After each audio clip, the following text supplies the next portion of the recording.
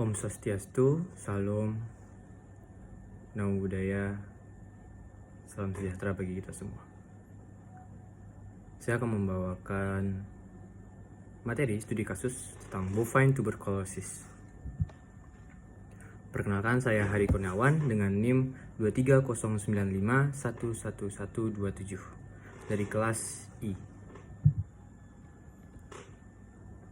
Latar belakang dari video ini yaitu tuberkulosis adalah penyakit yang sangat umum, mudah menular, dan masih menjadi salah satu penyebab utama kematian.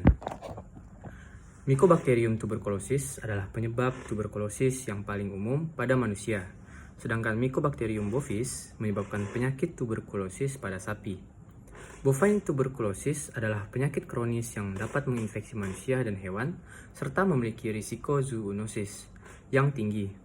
Penyakit ini menjadi beban bagi kesehatan masyarakat dan menimbulkan kerugian ekonomi yang signifikan karena mempengaruhi kesehatan hewan, menurunkan produktivitas, meningkatkan biaya untuk program pemberantasan, dan membatasi perdagangan.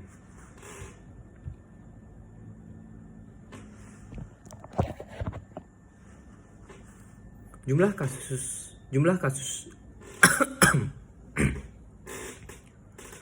kasus tuberkulosis di Jawa Timur tercatat sebanyak 41.404 kasus, sementara di Jawa Barat mencapai 62.563 kasus. Kota Surabaya memiliki jumlah kasus tuberkulosis tertinggi di Provinsi Jawa Timur dengan 3.990 kasus. Selain itu, Kabupaten Pasuruan yang merupakan penyumbang utama populasi sapi perah di Provinsi Jawa Timur memiliki jumlah kasus tuberkulosis pada manusia tertinggi kelima. Risiko penularan tuberkulosis zoonosis dapat terjadi pada ternak, khususnya sapi perah, dan melalui produk-produknya. Untuk gejala klinis yang muncul pada sapi biasanya bersifat kronis. Pada tahap awal, infeksi gejala seringkali tidak terlihat, tetapi seiring perkembangan infeksi, sapi umumnya menjadi semakin kurus, mengalami demam ringan yang fluktuatif, lemas, dan kehilangan nafsu makan.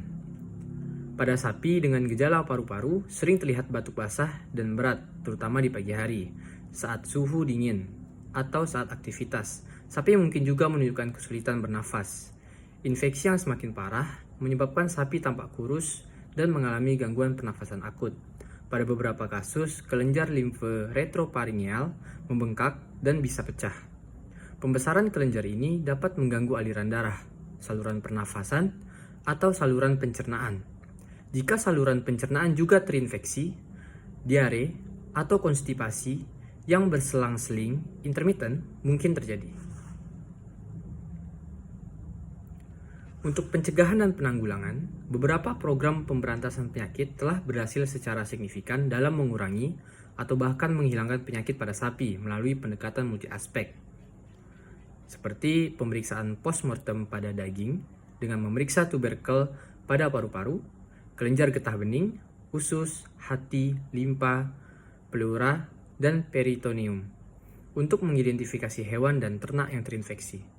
Pengawasan intensif yang mencakup kunjungan rutin ke peternakan, pengujian sistematis terhadap masing-masing ternak, pemindahan hewan yang terinfeksi, serta hewan yang pernah kontak dengan mereka, penerapan peraturan daerah yang mendukung, pengendalian pergerakan hewan yang efektif, identifikasi individu pada hewan, dan pelacakan yang efisien.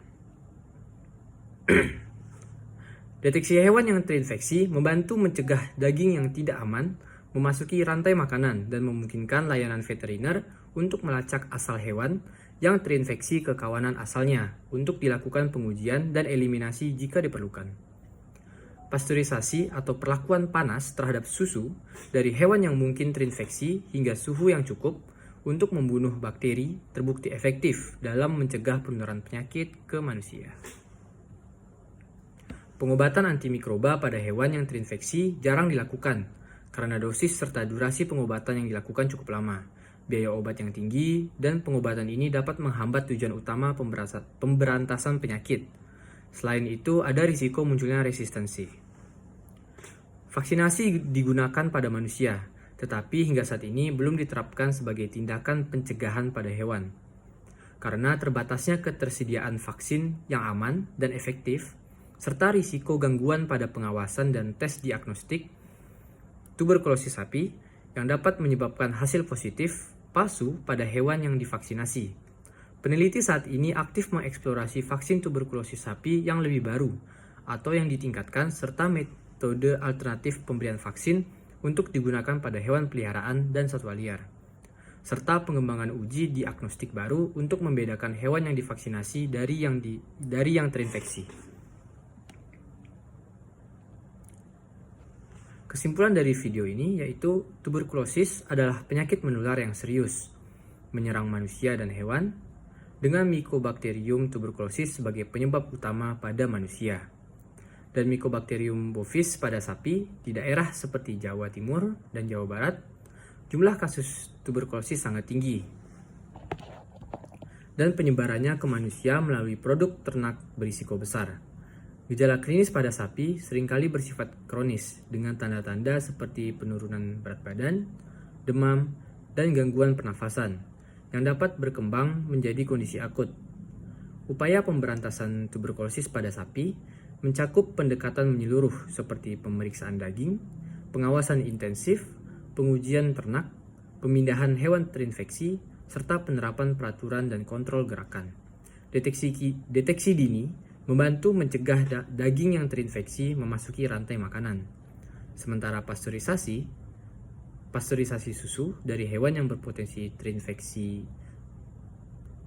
terinfeksi mengurangi risiko penularan ke manusia. Pengobatan antimikroba pada sapi jarang dilakukan karena biaya dan risiko resistensi, sedangkan vaksinasi untuk hewan belum diimplementasikan karena keterbatasan vaksin yang aman dan efektif.